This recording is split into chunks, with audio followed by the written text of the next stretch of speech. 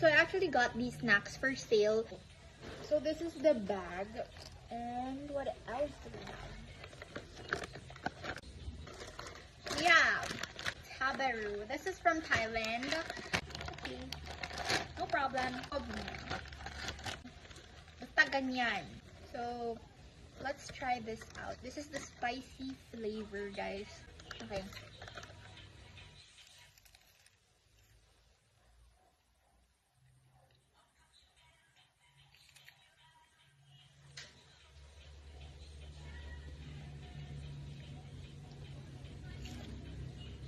Feel the spiciness, but it's a good thing.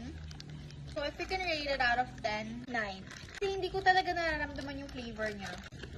Another Taberu, but this time, this is the original flavor. Yung flavor niya.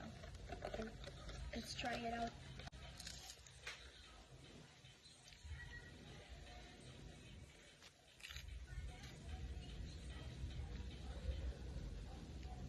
And if you would rate it out of 10, siguro mga 7.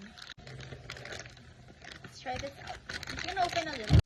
So this is the itsura ng snack. It's chicken flavor. It's called Doritos.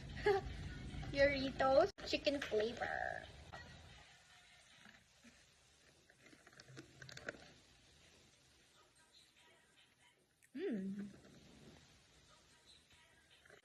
I remember now. Yung inasal na maliliit, guys, yung chips. Ito yung lasa niya. Atin. Ay, sorry, babe. Abe! Ha? Maliliit siya na cubes. So, ito yung tsura niya. Hindi sila magka-size.